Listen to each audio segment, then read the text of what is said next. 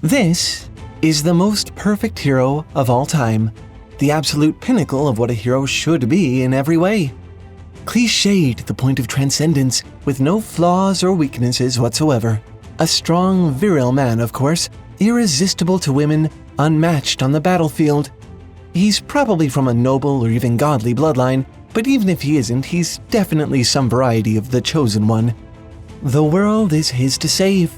He's true to his ideals and would never hurt an innocent. Heck, I bet he'd spare his enemies if given the choice.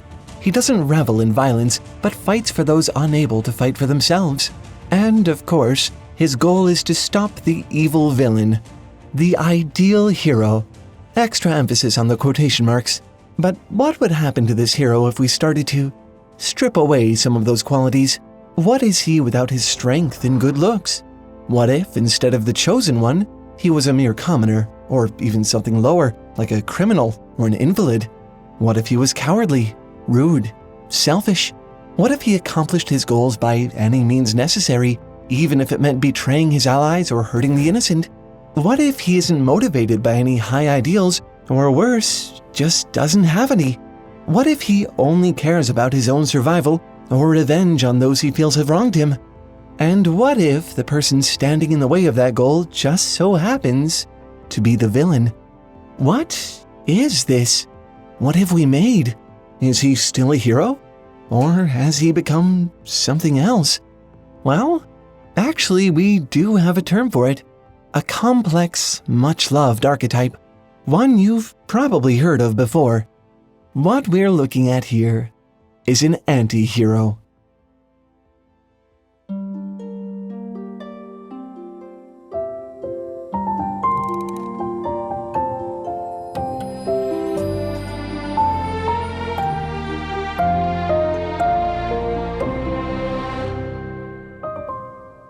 Did you know that we make more than YouTube videos? It's true. Like this one about the magic of crafting living beings, or this one about angels and why artists render them in the ways that they do. You can see all of them over on our streaming platform Nebula by signing up for just $30 a year. That's just $2.50 a month. Visit go.nebula.tv/TaleFoundry and use code TaleFoundry. For such a well-known, well-loved archetype, the anti-hero is honestly a pretty nebulous concept. Everyone seems to understand this thing in slightly different ways. The Merriam-Webster Dictionary defines it as simply a protagonist or notable figure who is conspicuously lacking in heroic qualities. Wikipedia takes it a bit further, suggesting that an anti-hero usually comes with one or more of the so-called dark triad traits: psychopathy, narcissism, Machiavellianism.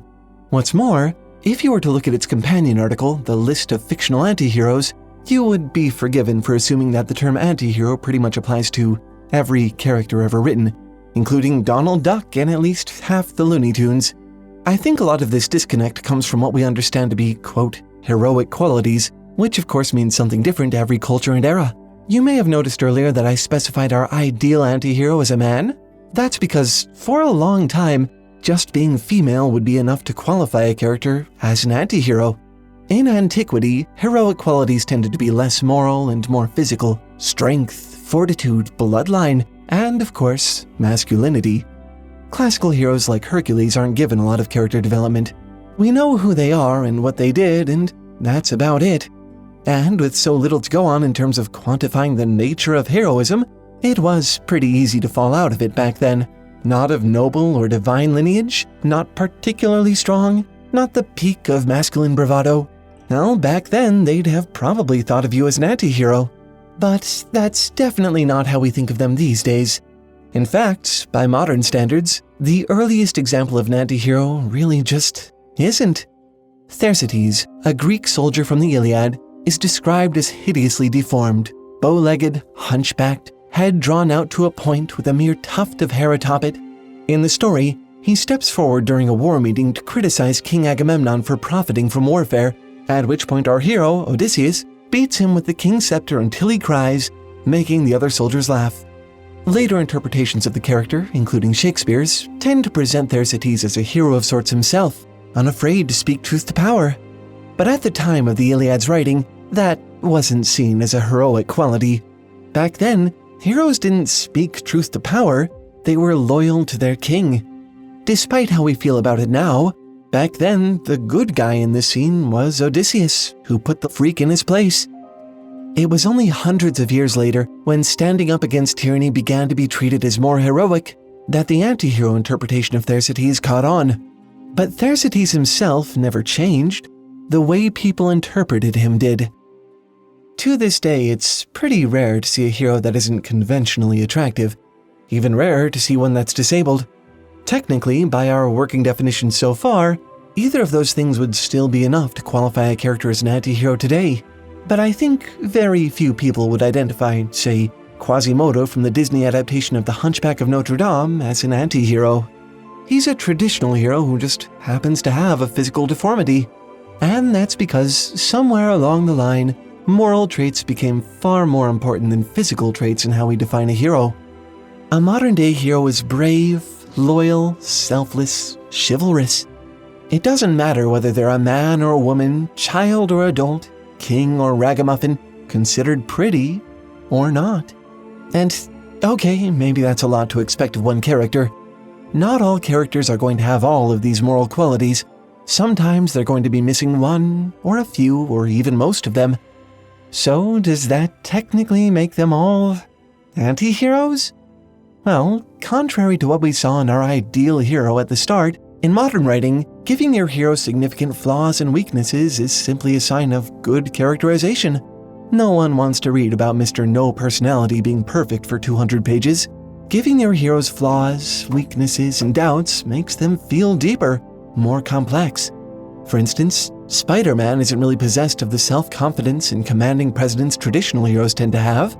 By classical standards, this quintessentially adolescent, awkward, humble character would be considered an anti-hero. But we don't really think of Spider-Man that way, do we? He's become one of our classic models for what a hero looks like. His flaws make him more interesting and take nothing from his heroism.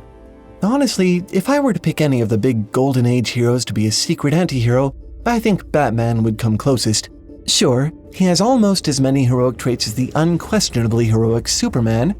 They're both strong, handsome, successful, brave, compassionate, and follow a strict moral code against killing. But Batman is also just so dark and brooding and tortured. Makes it sort of hard to reconcile him with the classical image of a morally virtuous hero, doesn't it? It doesn't, however, actually rob him of any of his heroism. He's not really an anti-hero by modern standards. He's more of a Byronic hero, a heroic archetype that became popular in Gothic fiction during the literary Romantic era.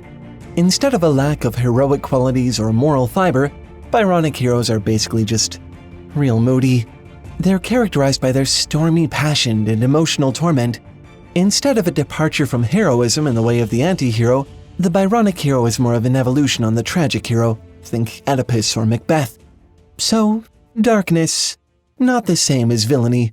You can absolutely be a tortured hero, but still a hero through and through. Nevertheless, I think anti-heroes in the minds of most people are still fairly dark.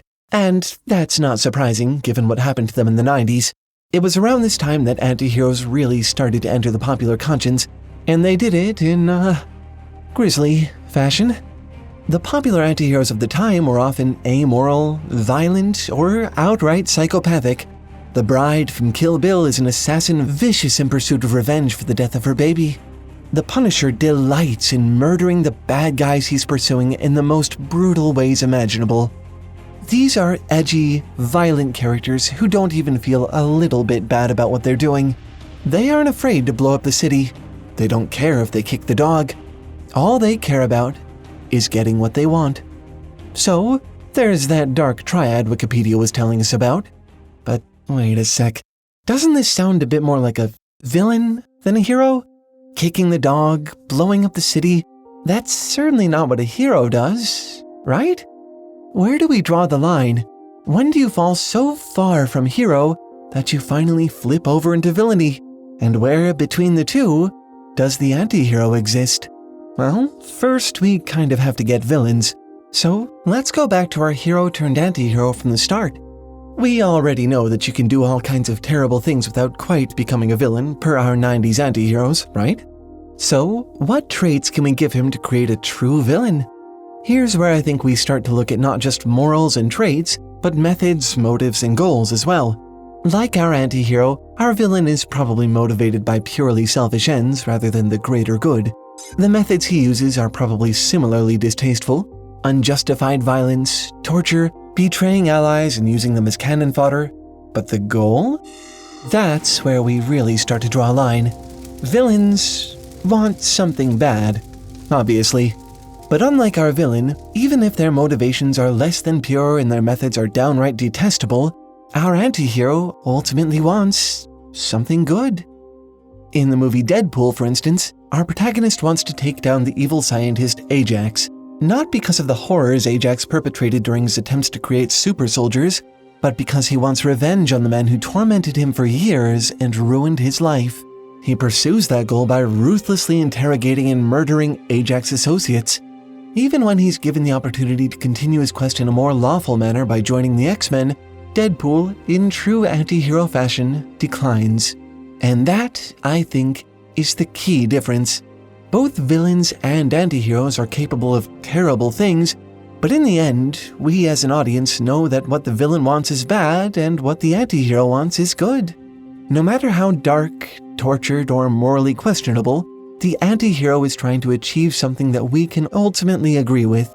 Although, notably, this is not the same as a villain who thinks they're doing the right thing. I know the difference seems subtle, but I think it's an important one. Think of Thanos in the Avengers series.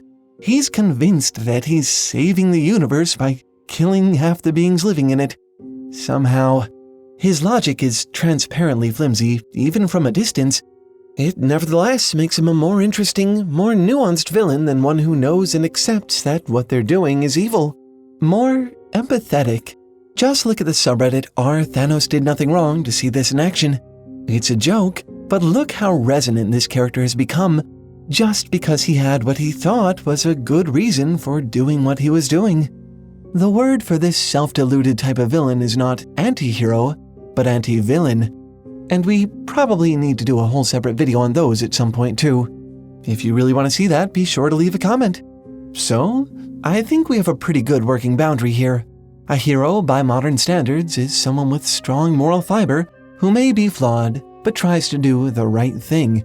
An anti-hero doesn't really have that moral fiber, may even exhibit the opposite, but still ultimately tries to do something good. And a villain, no matter their moral qualities or their motivation, is someone who ultimately does something bad. There you go. Easy. But there is one tiny problem here. How do we know whether what these characters are trying to do should be considered good or bad to begin with? The obvious answer is that you should use your own moral judgment, which is of course highly subjective based on where you live, the era you were born in, and so many other factors beside. But I'm going to venture to say here that that is not the right answer. You can, of course, determine what you personally think the morality of the character's goals are, but what about Thersites?